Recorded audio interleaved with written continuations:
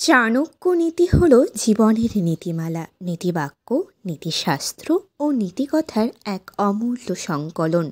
চাণক্য, যিনি বিষ্ণুগুপ্ত ও কৌটিল্য নামেও পরিচিত, ছিলেন একজন প্রাচীন ভারতীয় শিক্ষক, দার্শনিক, রাজনীতিবিদ এবং অর্থনীতিবিদ। তিনি মৌর্য সাম্রাজ্যের প্রতিষ্ঠাতা চন্দ্রগুপ্ত মৌর্যের উপদেষ্টা ছিলেন। চাণক্যকে ভারতের রাজনৈতিকবিদ, চিন্তাবিদদের মধ্যে অন্যতম হিসাবে বিবেচনা করা হয় এবং অর্থনীতিবিদ, এবং তাকে প্রায়শ ভারতের ম্যাকিভেলি বলা হয়।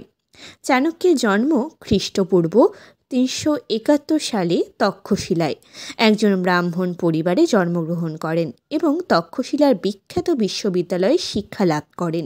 তিনি একজন উজ্জ্বল ছাত্র ছিলেন এবং দর্শন, রাষ্ট্রবিজ্ঞান এবং অর্থনীতিতে পারদর্শী ছিলেন। চন্দ্রগুপ্ত মৌর্যের সাথে দেখা করার পর চাণক্যের রাজনৈতিক জীবন শুরু হয়েছিল। চন্দ্রগুপ্ত ছিলেন একজন তরুণ যোদ্ধা, যিনি নন্দ রাজবংশের উৎখাত করার এবং একটি নতুন সাম্রাজ্য প্রতিষ্ঠার আকাঙ্ক্ষা করেছিলেন। চাণক্য চন্দ্রগুপ্তের সম্ভাবনায় দেখেছিলেন এবং তাকে তার পরামর্শদাতা হতে রাজি করেছিলেন।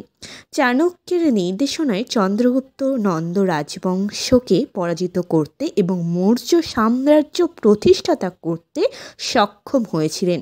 সাম্রাজ্যের প্রধান উপদেষ্টা হিসাবে চাণক্য, তিনি সাম্রাজ্যের রাজনৈতিক, অর্থনৈতিক এবং সামরিক নীতিমালা প্রণয়নের জন্য দায়ী ছিলেন। চাণক্য একজন দক্ষ রাজনীতিবিদ এবং প্রশাসক ছিলেন। তিনি মৌর্য সাম্রাজ্যকে একটি শক্তিশালী এবং সমৃদ্ধ রাষ্ট্রে পরিণত করতে সাহায্য করেছিলেন। তিনি একজন উচ্চতর কূটনীতিক ছিলেন এবং নন্দ রাজবংশের বিরুদ্ধে চন্দ্রগুপ্তের জোট তৈরিতে গুরুত্বপূর্ণ ভূমিকা পালন করেছিলেন। চাণক্য একজন বিখ্যাত পণ্ডিতও ছিলেন। তিনি অর্থশাস্ত্র নামে একটি বিখ্যাত রাষ্ট্রবিজ্ঞান গ্রন্থ রচনা করেছিলেন। অর্থশাস্ত্র রাষ্ট্র, অর্থনীতি এবং সামরিক কৌশলের ওপর একটি কুচকাম, একটি রাষ্ট্রনীতির উপর এটি প্রভাবশালী কাজ হিসেবে বিবেচিত হয় এবং এটি এখনও বিশ্বজুড়ে অধ্যয়ন করা হয়। চাণক্য খ্রিস্টপূর্ব 283 সালে মারা যান। যিনি একজন মহান শিক্ষক, দার্শনিক, রাজনীতিবিদ এবং অর্থনীতিবিদ ছিলেন। তিনি ভারতীয় ইতিহাসের অন্যতম গুরুত্বপূর্ণ ব্যক্তিত্ব ছিলেন এবং মৌর্য সাম্রাজ্যের সাফল্যে তার অবদান অপরিসীম।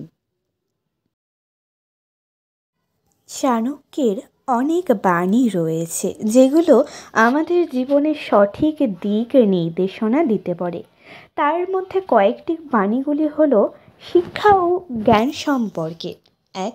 শিক্ষাই হলো সর্বোচ্চ সম্পদ, জ্ঞানই হলো সর্বোচ্চ শক্তি। 2.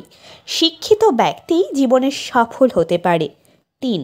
জ্ঞান অর্জনের জন্য কঠোর পরিশ্রম করতে হবে। 4. যে জ্ঞানী সেই ধনী। 5. অজ্ঞতা হলো সকল দুঃখের মূল কারণ। নীতি ও নৈতিকতা। 1. সত্যবাদী হও, অন্যের প্রতি সৎ থাকো। 2. ধৈর্য ধরো, তাড়াহুড়ো করো না। 3. দানশীল হও, অন্যদের সাহায্য করো। 4. কৃতজ্ঞ হও, অন্যের প্রতি কৃতজ্ঞতা প্রকাশ করো। 5. লোভ ও ঈর্ষা ত্যাগ করো। সমাজ ও রাষ্ট্র। 1. রাজা প্রজাদের জন্য, প্রজারা রাজার জন্য। 2. ন্যায় বিচারী রাষ্ট্রের ভিত্তি। 3. শত্রুকে কখনো হালকাভাবে দেখা উচিত নয়। 4. মিত্রের দুঃখে দুঃখী হও, সুখে সুখী হও।